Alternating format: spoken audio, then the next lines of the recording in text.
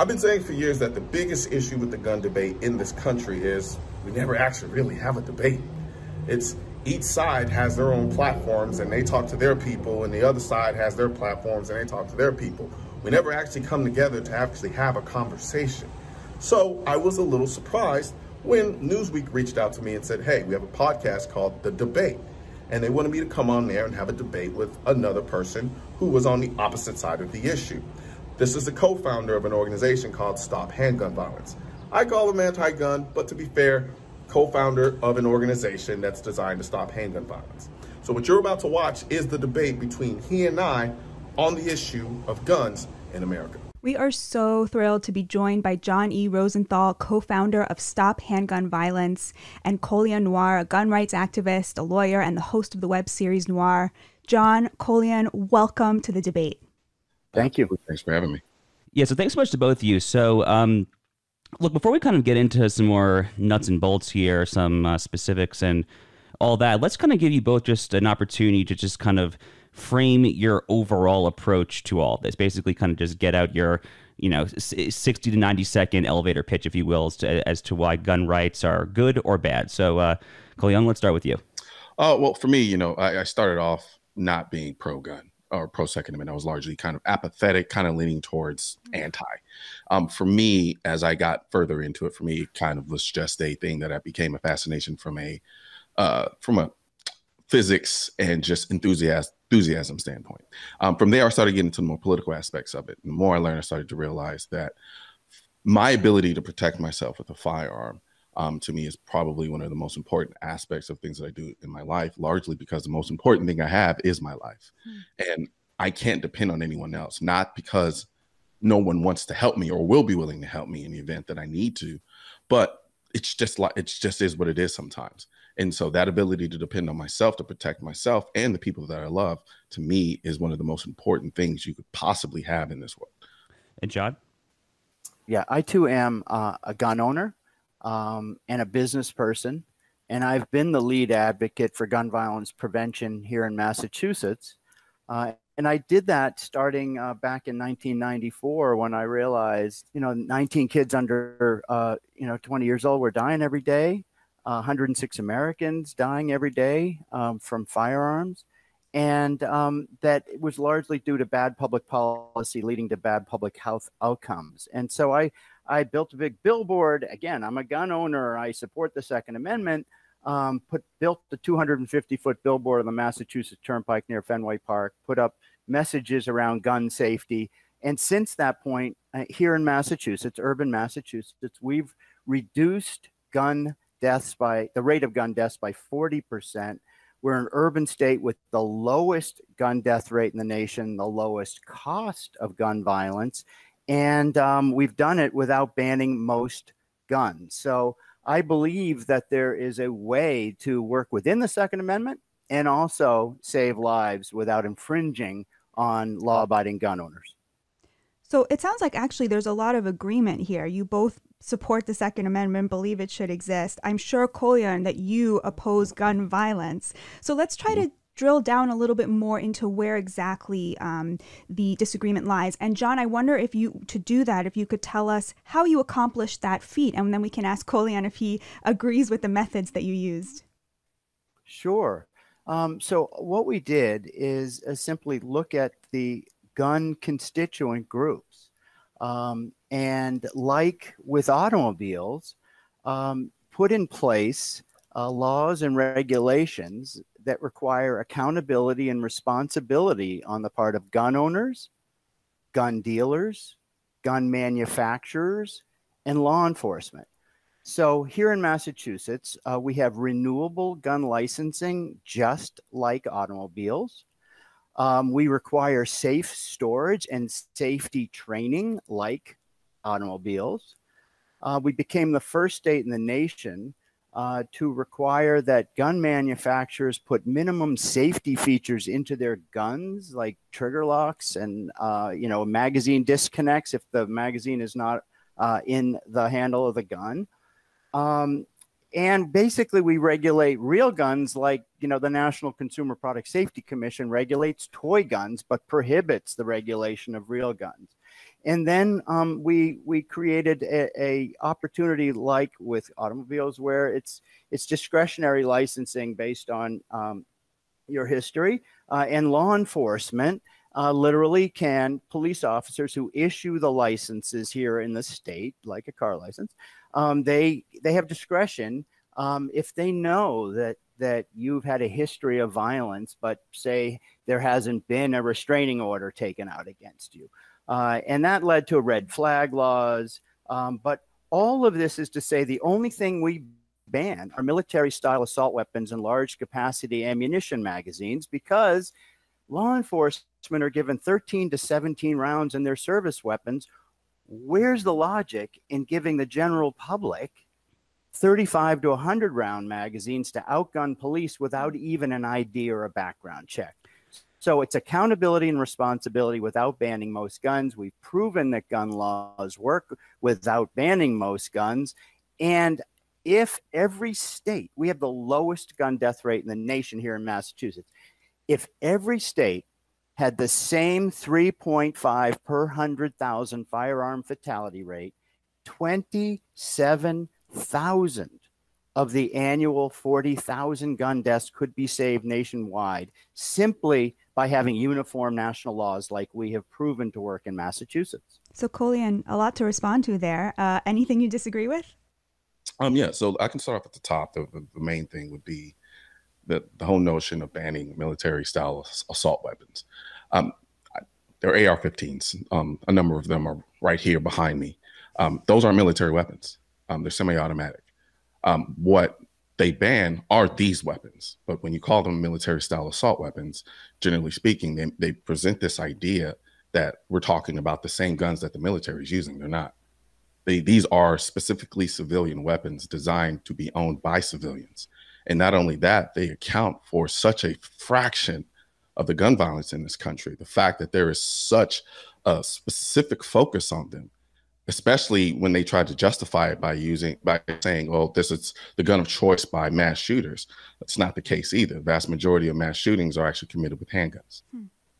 So from that perspective, it begs the question. So go ahead. No, I just want to follow up with that. I mean, you're getting at this point, I think, already, but look, I'm a proud owner of a Daniel Defense 5.56. I own thousands of rounds of ammunition.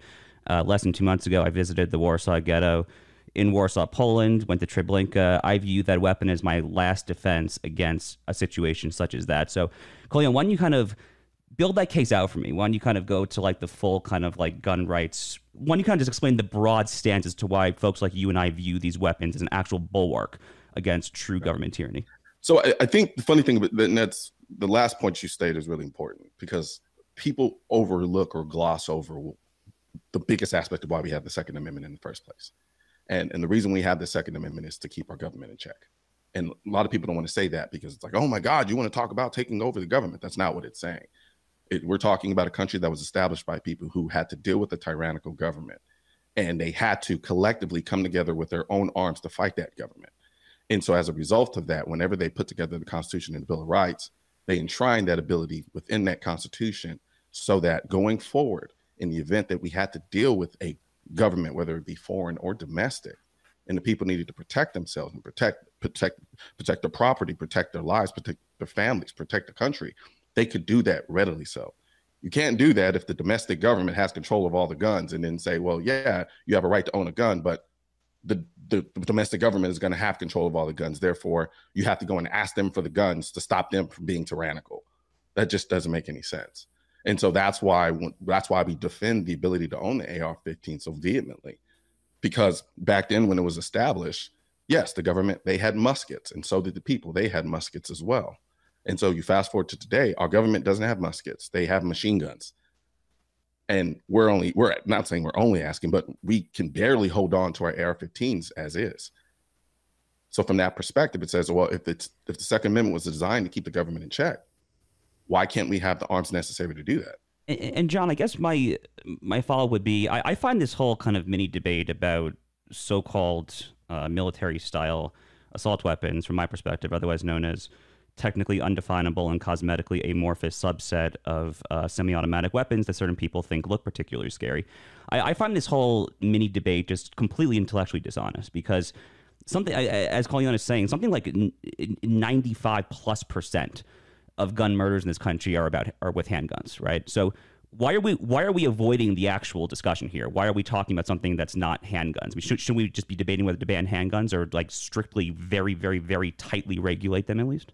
The Second Amendment says a well-regulated militia, being necessary to the security of a free state, the right to keep and bear arms shall not be infringed. And until 2008, with the Heller decision, the DC versus Heller decision, that meant you had the right to a militia, which is a National Guard. And every court, including the Supreme Court, decided that way until 2008 with the Heller decision. That's number one. Oh, in the Heller decision, let me hold on. Let me finish. I let you speak. Just one point. The only reason I'm pausing you is because sometimes what tends to happen is multiple points get made and we don't break them down. I just want to address that aspect of it point for point, if possible. If not, if you just want to spit it out, that's fine. Let's let John finish, and then we'll give you the last word for the segment. So, Scalia wrote for the majority in 2008 that you can't ban guns in the common use of the time of the founders. Those were single-shot black powder. He also said, I am not talking about military-style assault weapons like AR-15s. They were not protected. And you can look at his decision that he wrote for the 5-4 majority. So, and I actually had this conversation with Justice Scalia before that decision at a dinner, and he absolutely thought it was rational to regulate military weapons and that they shouldn't be in the hands of civilians. You don't use them for hunting. In fact, I hunt. And when I hunt, I have to get a license. And when I hunt deer, I'm limited to 5 rounds.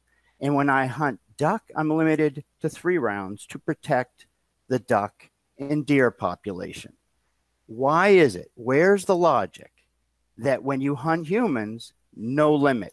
And by the way, if you really think you're going to fight a tyrannical government who has nuclear weapons, tanks, B-52s, what is your AR-15 going to do for you? So I can tell you one thing it's going to do, which is there have been 374 mass shootings of 4 or more people this year alone. And without an AR-15 and a large capacity ammunition magazine, you're going to have a very hard time killing a lot of people quickly and outgunning police who only have 13 to 17 rounds. Don't you remember Las Vegas with AR-15s, 558 people shot in minutes? You're not going to do that with a handgun and a 10-round clip.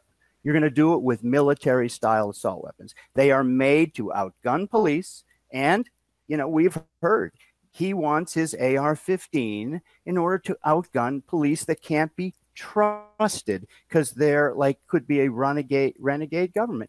That's just a false choice and a ridiculous argument when you're going up against a sophisticated military. I find it ironic that you talk about how lethal the AR-15 is in one respect with respect to mass shootings and outgunning police officers, but then in the same breath says it will do nothing to fight back against a tyrannical government. With nuclear weapons and airplanes? Correct. So you're saying that our government would nuke the American people? You're saying that you're going to open fire on the American military?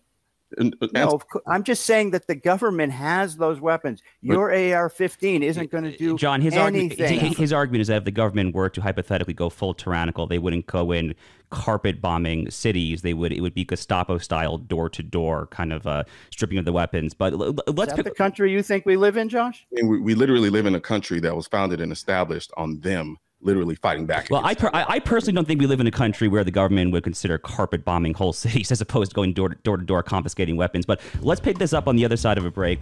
This is The Debate, a Newsweek podcast. So our guests are John E. Rosenthal and Colion Noir. We are discussing gun control, gun violence, mass shootings have come up. So let's start there. So Colion, I'm interested, Whether and to what extent you think mass shootings should be part of this conversation at all? Like, to what extent should we be addressing our gun laws to those events? I think they should be part of the conversation because people are dying as a result of people using firearms to kill people. But if we're going to talk about it from a statistical standpoint, vast majority of deaths in this country by way of firearms are suicides. And I mean an overwhelming number. We're talking 65%. And then after that, when we talk with respect to homicides, the vast majority of the homicides that take place in this country are happening in very specific targeted areas in this country that have the same socioeconomic problems. And then when we get to mass shootings, there's such a statistical anomaly compared to everything else with respect to gun violence. I have to beg the question, why are we overly focused on them? And I get it. There is a fear component there. The idea that you could be anywhere where, generally speaking, you don't expect to engage in that type of violence. But at the same time, the same reason why I carry a firearm. So if I have a certain fear of going to a movie theater because of a potential mass shooter, that's why I want the ability to carry a firearm when I go to a movie theater or any other place that I go to. Because every one of these individuals, every one of these, not everyone, but the vast majority of them, they've attained their firearms legally with respect to mass shootings. So there is no law that you're going to create that's going to prevent that. It's just not going to happen. So from that standpoint, we need to go beyond the idea of legislation and deal with the problem in the moment. I want to pick up on that, Kolyan. And John, the points Kolyan makes are really important. You know, of the annual gun deaths in the U.S., 2/3 are suicides. 1 in 5 are young men, 15 to 34, killed in homicides. A half of them are Black. You know, a lot of women are killed in domestic violence situations. And it seems to me that, so if that is the vast majority of gun deaths in America, and each of those sort of requires its own attention, its own focus, its own kind of a law. How do you respond to something like that? I mean, AR-15s are not really being used in any of those situations, which account for the majority of the violence. There have been 374 mass shootings, more than days of the year this year, and that's of 4 or more people. We've made it so easy with large capacity ammunition magazines that are, again, greater than police carry. You know, people die and police die when they have to reload. And to provide these large capacity ammunition magazines and military style weapons to the general public without a background check, including handguns, without background checks. Handguns will amount to 90% of the gun violence today. Now, here in Massachusetts, where we ban these military style assault weapons, we ban the large capacity ammunition magazines, and we require criminal background checks for every gun sale. We have had less gun violence. And in fact, every state that has criminal background check requirements for all gun sales have lower gun death rates than every single state with lax gun laws. So how you address it? And by the way, we have reduced suicides because we've made it harder for people to get guns who have a history of mental health problems. And after every mass shooting, what we hear, it's not the gun, it's mental illness. We have more gun violence in America than the 26 industrialized nations combined. And the big difference is easy access to firearms without ID or background checks in 32 states and at thousands of gun shows. Every country has mentally ill people. We happen to arm them undetected with high-powered weapons. That's why we have an epidemic of gun violence. I don't want to ban guns in this country. I just want to require accountability and responsibility. And how do you know if somebody's a criminal, or how do you know if they have a mental health record unless you do a background check? I really need to hop in here. So we talked about the Heller case earlier. I happen to be a constitutional attorney by training. I literally own a Colt single action army revolver that I got engraved Scalia on the grip to name after him because he wrote the Heller decision. I've read that decision probably dozens of times. I think the narrative that was presented earlier, that the in common use phraseology in the majority opinion only refers to single shot muskets, is just straight up wrong. That's just not how originalist constitutional theory works.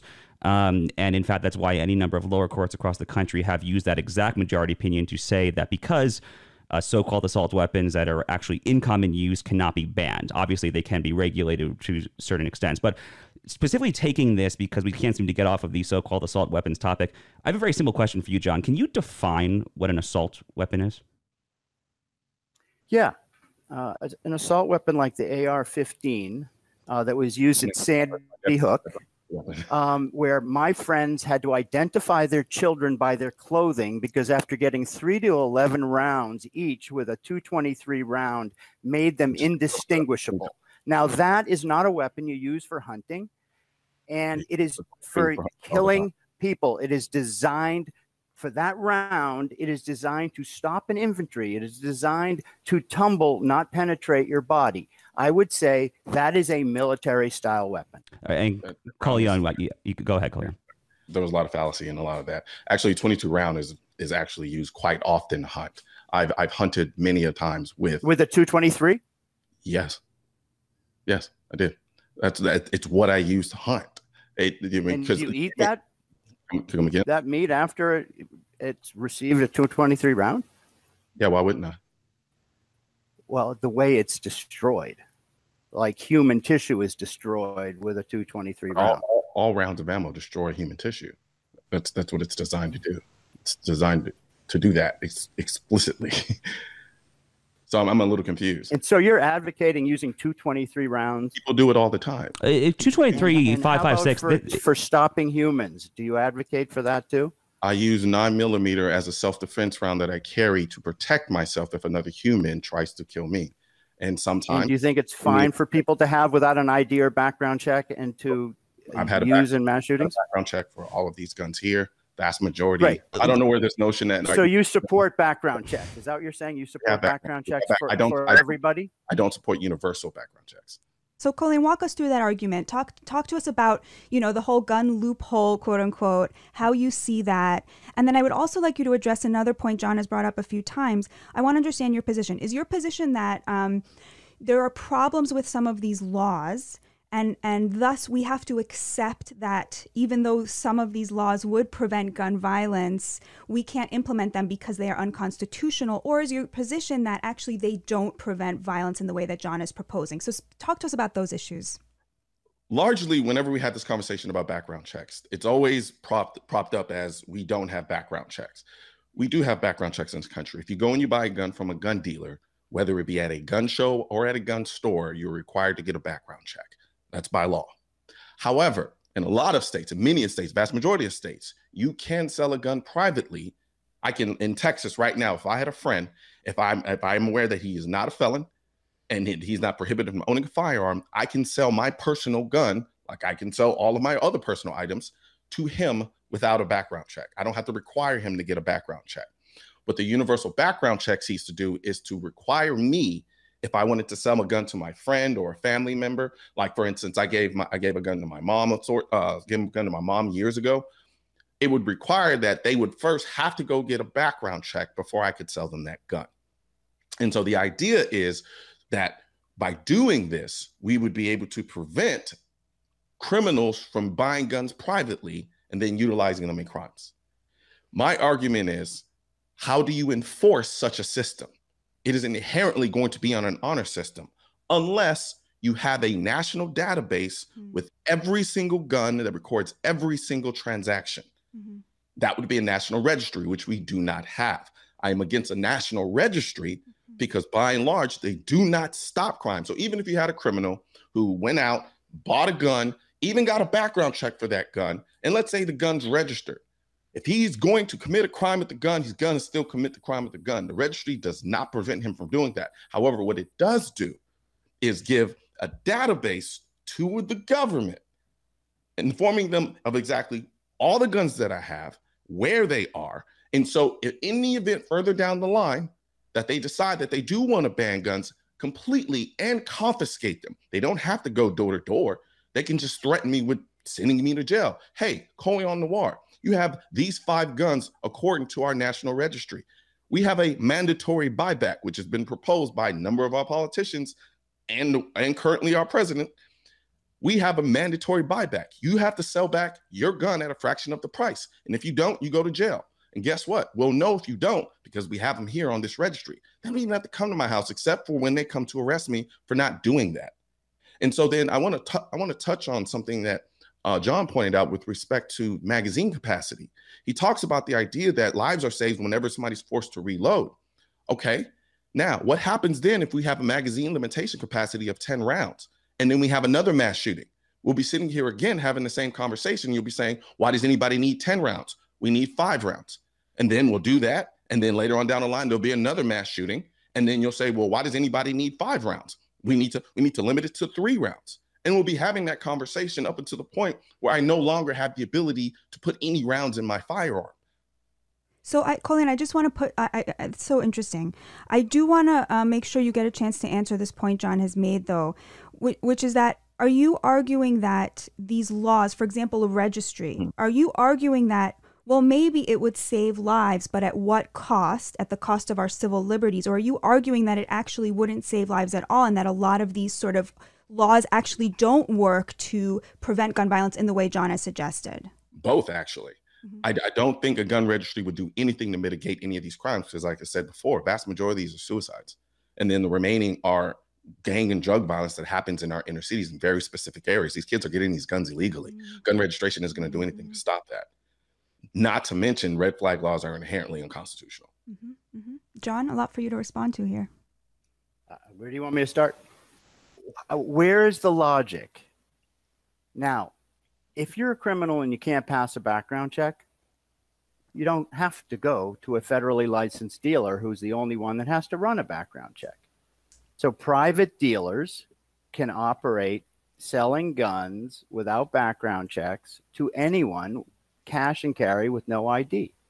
Now, every single state, that has a background check requirement makes it a little harder for criminals to get guns, has lower crime rates, lower gun death rates, lower suicide rates, because we just make it a little harder. So wait, but John, can I just push back? John, can I just push back on that a minute? How do you know if it's like correlation or causation, right? Like, when you take an inner city where there are so many problems contributing to gun violence, right? And you compare that to, rural Massachusetts, right? I mean, how can you tell that it's causation and not that there's another, that this is a correlation? Because we're looking at gun-related injuries and deaths. So it's not that difficult to compare states. The National Center for Disease Control and Prevention does an annual report every year of firearm fatality rates for every state. And so Massachusetts happens to have the lowest gun death rate. We're an urban state, by the way. We're not a rural state. We're an urban state. And we happen to be next to Maine, New Hampshire, and Vermont that don't have background checks for private gun sales.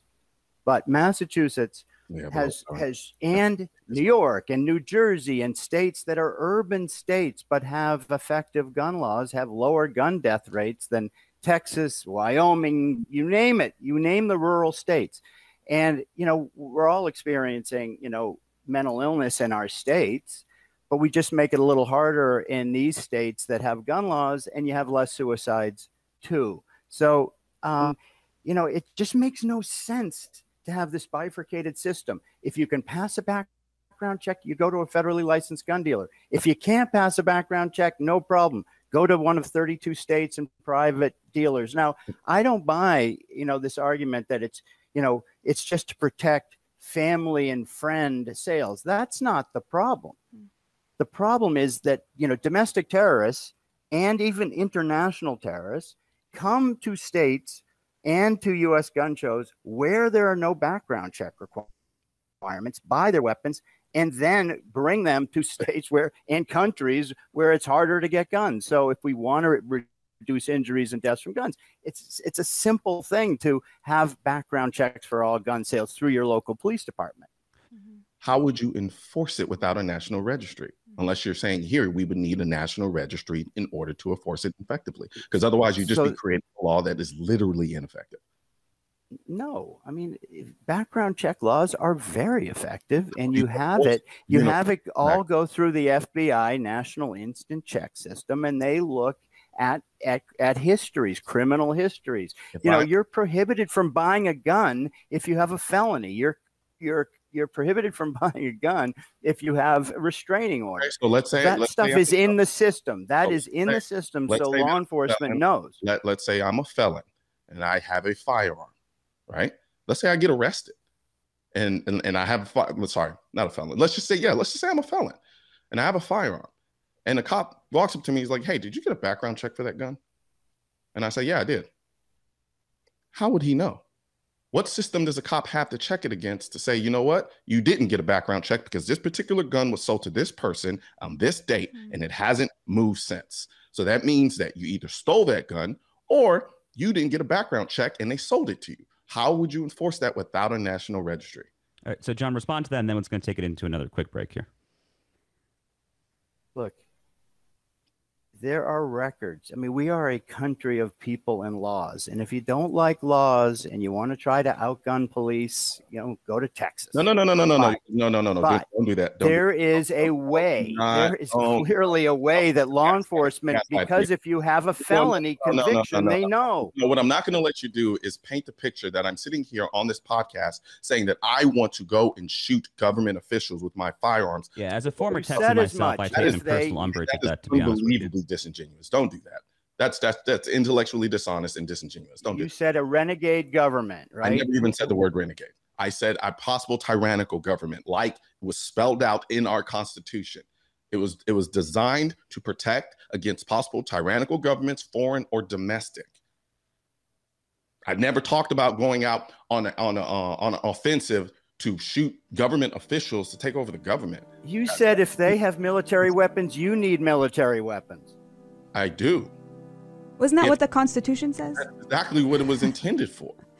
No, it's not what the Constitution says. We'll be right back on the outside. This is Newsweek's The Debate. We'll be right back. This week we are debating in fairly explosive form, I might add, the Second Amendment, gun rights, gun control, all of that juicy stuff. So, John, let's start with you. Here's my question. I think the kind of gun rights versus kind of stricter gun control or straight up just no gun debate makes a lot of sense in kind of an academic setting. It makes a lot of sense as kind of like an intellectual matter. We can talk about kind of philosophy and first principles and all of that. The reality is that when the American Constitution was written over 200 years ago, they made a deliberate decision. And for better or for worse, again, holding aside kind of this abstract classroom philosophizing, for better or for worse, in the year 2021 in America, there are more weapons in circulation than human beings. So given that that choice was made a long time ago, working with what we have, what exactly is the argument working within the confines of the Second Amendment? You call yourself a Second Amendment supporter. You're not supporting an Australia-style door-to-door gun buyback system, I understand. So what exactly is the argument then for not kind of arming people like Kalyan and I who carry our handguns concealed in movie theaters to protect ourselves from shooters? What exactly is the argument, given that there are more guns in circulation than human beings in this country, for further restricting law-abiding gun rights owners? If you have inherently dangerous products like a firearm, there needs to be accountability and responsibility on the part of gun owners, gun dealers, gun manufacturers, and law enforcement to enforce laws. I support the Second Amendment. I have a firearm. I live in a may versus shall issue state with concealed carry. There are some standards for concealed carry in Massachusetts that don't exist in other states. But I support the right to keep and bear arms.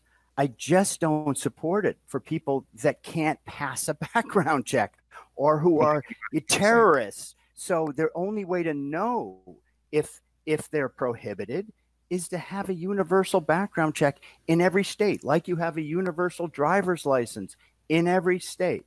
So I just think accountability and responsibility. Yes, there are a lot of guns around.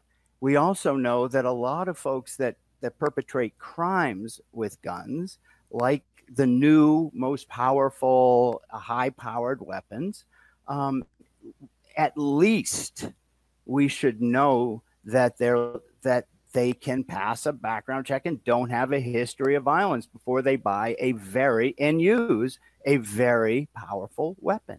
Here's why I don't believe you when you say you support the Second Amendment. Because you talk about this idea and this notion that we just want background checks so that we can keep people responsible and keep them out of the hands of criminals. But yet you are in favor of banning one of the most popular semi-automatic rifles owned by civilians in this country. I just don't, you can't say you don't want to ban guns, but then say you're okay with banning the most popular rifle in the country. That's intellectually inconsistent. Well, I don't agree. I don't agree, because that's not a weapon that law enforcement carries. And if you want to create an arms race, no, their service weapons are service handguns with 13 to 17 rounds. Well, not SWAT team for being like specific here. What's that? Well, I mean, your standard cop you see on the street in like Boston or New York City is obviously going to be carrying a 9mm or something like that. But I mean, like SWAT teams and like tons of like federal and local law enforcement carry rifles. Of course they do. For SWAT, aren't there major events? You think it? You think it? That's not a major event to me. When I go to a baseball game or a football game, I or any kind of high profile sporting event, concert, anything like that, I more often than not see some people in uniform carrying rifles. But I don't want to disrupt what's going on here. Kalyan, you mentioned something about the idea of treating the firearms the same way that we treat cars with respect to having national driver's license. Would you be okay with a national reciprocity where my license to carry a firearm would allow me to carry my firearm in every state that I go to? No, I wouldn't. They're the intellectual with respect to this conversation.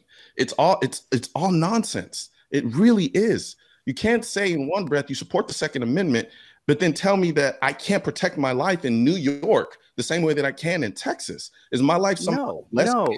If you need to comply with the laws of the state that you're in. You don't believe in then treating firearms the same way we treat cars with respect to having a universal license. No, look, in Texas, you have it's probably a 12, 15 per 100,000 firearm fatality rate. I happen to live in a state with a 3.5 firearm fatality rate. I would rather have the laws of Massachusetts apply to the whole country than to have virtually no gun laws like you have in Texas. Now do the same thing with vehicle fatalities. Compare one state that has a higher vehicle fatality death to another that has a lower one. And then you tell me that you're okay still with having. And by the way, that changing the design of cars and having regulations on car manufacturers have reduced car death rates 10, 20-fold. So car, design, licensing, renewable licensing, safety training, all the things that are required for cars have dramatically reduced injuries and deaths, while by deregulating firearms have dramatically increased gun-related injuries and deaths. I'm a car guy of the highest order, and I love all of the safety standards that are in place that allow my car to be more safe. Now, with all due respect, please answer my question.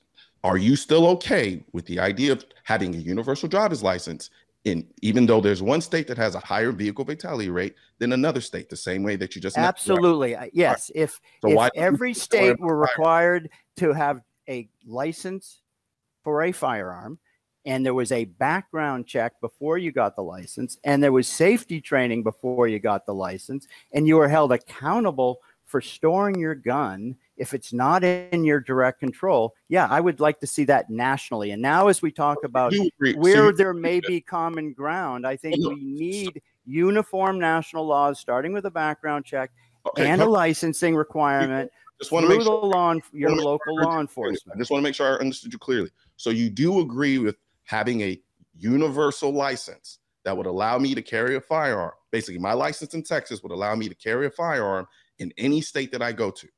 If the standards were the same across the country, yes, I would. Okay, fair enough.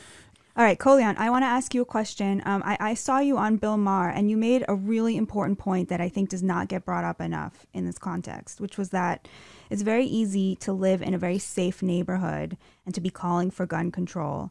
But it's a lot harder when you live in a neighborhood where there is a lot of violence to think, well, I don't need some way to protect myself. And I've heard you sort of bring this up in different contexts as well throughout this conversation. Talk us through that conversation, like the socioeconomic question here that may not be playing out in the way that people tend to think about it.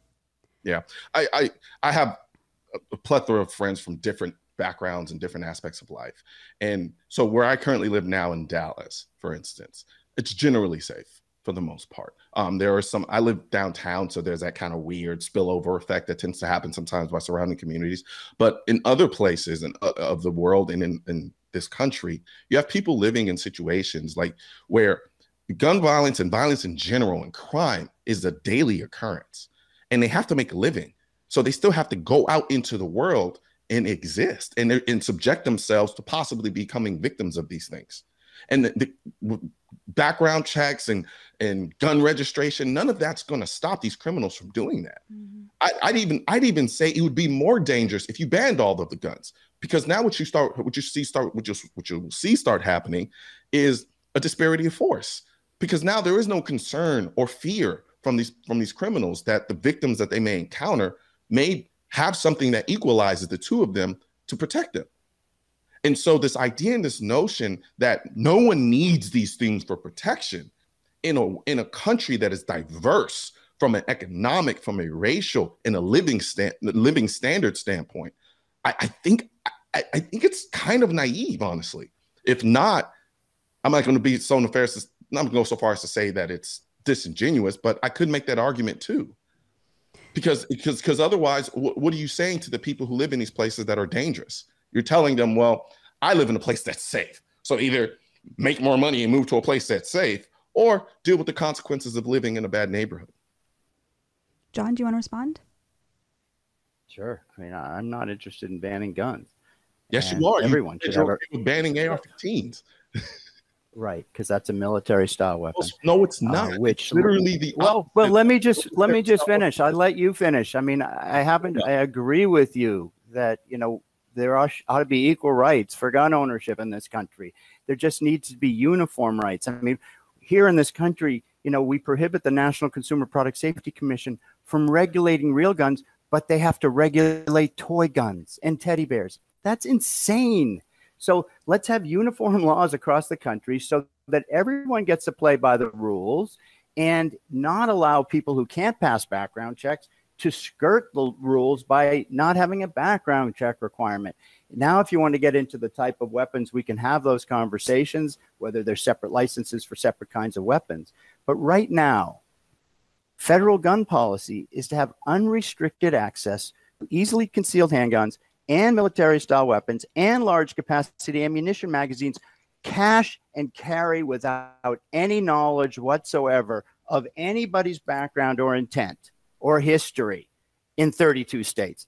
And that is why we have an epidemic of gun violence. I think if we had uniform gun laws, we would have less gun injuries and deaths, and we would not infringe on the Second Amendment as described by Scalia in the decision in 2008. I mean, I know Dick Heller. Dick Heller actually said to me in a debate situation, I actually think that maybe I'm partly responsible for what happened at Sandy Hook. I don't need an AR-15. I have one, he says. I don't need an AR-15, and nor, do the general public. Yes. And it just makes it easier to kill a lot of people quickly without reloading. It's not your position to tell people how to defend the most important thing that they have, which is their lives. I'm sorry, especially when your retort are laws that are literally. So should you have a tank? Should you be able to buy a tank? You can't own a tank in America. So you think the public should have tanks? You can own tanks in America. So that's okay to have tanks? I don't have a problem with it. Do you think it's a good idea to give anybody the right to have a tank and blow up cities? We're in the closing minutes here, guys. Let's not get too bogged down in the tank discussion. But think about that. He thinks it's okay to have a tank. All right. We have to bring this amazing debate to a close, but we want to end on common ground. So I wonder if you could each take a minute and think of something that you are 100% sure that the other guy agrees about. Let's start with you, John. What is something that you are totally sure that Colion agrees with you about, and that we can take that out of this debate?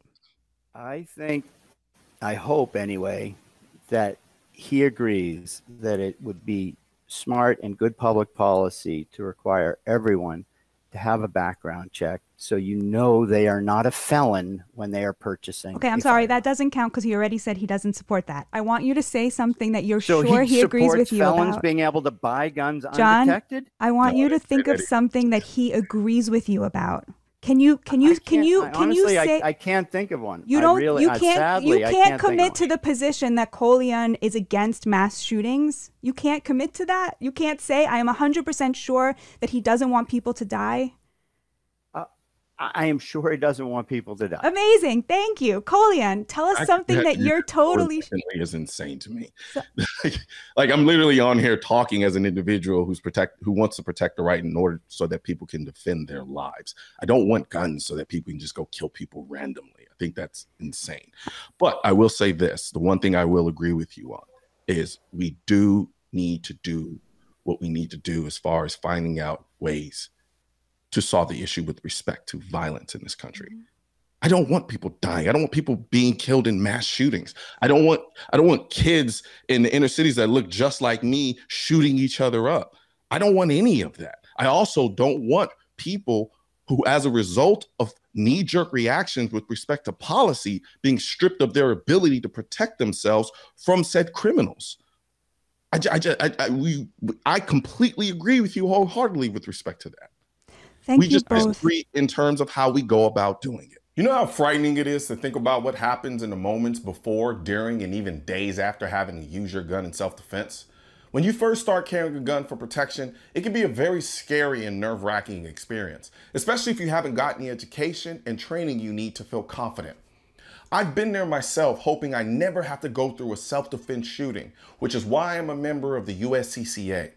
As a USCCA member, you can eliminate some of the stress of carrying a gun for protection by accessing the amazing wealth of firearm education, training, and current state-specific gun laws of your state or states you may travel to. This can help you be prepared for or hopefully even avoid a self-defense incident. As a bonus, members automatically become insured on the self-defense liability insurance policy purchased by and issued to the USCCA. Click below to learn more. And don't forget to subscribe to the channel. And most importantly, make sure you hit that bell symbol.